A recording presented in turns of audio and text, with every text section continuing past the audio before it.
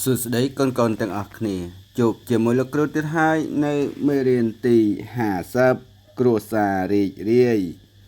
ចំរៀងឥឡូវកូនពិនិត្យមើលរូបភាពនេះគឺជារូបភាពក្នុងក្រុមគ្រួសារតូចមួយអញ្ចឹងដើម្បីកុំឲ្យខាតពេលយូរកូនទាំងអស់គ្នាមកធ្វើការច្រៀង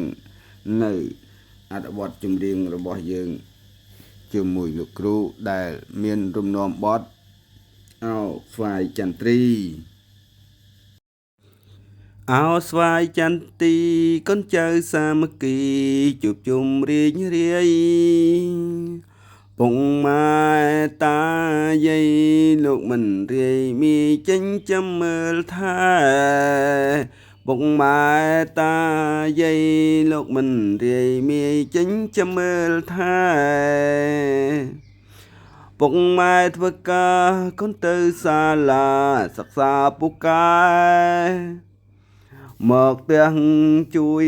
ថែមិនអើយពុកម៉ែពីងបាងទូមានមកផ្ទះជួយថែមិនអើយពុកម៉ែពីងបាងទូមាន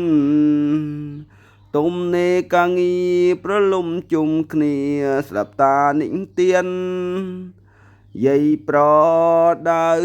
ព្រានចៅខំរៀនគ្រូសារៀងរាយយាយប្រ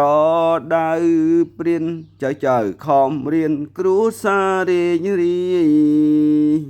បាទក្រោយពីកូនបានច្រៀងចម្រៀងលំនាំបទអោស្វាយចន្ទ្រីជាមួយលោកគ្រូមកកូនទាំងអស់គ្នាចូលកូនចុច Subscribe ចុចសញ្ញាកណ្ដឹងដើម្បីទទួលបាននៅវីដេអូថ្មីៗពីលោកគ្រូ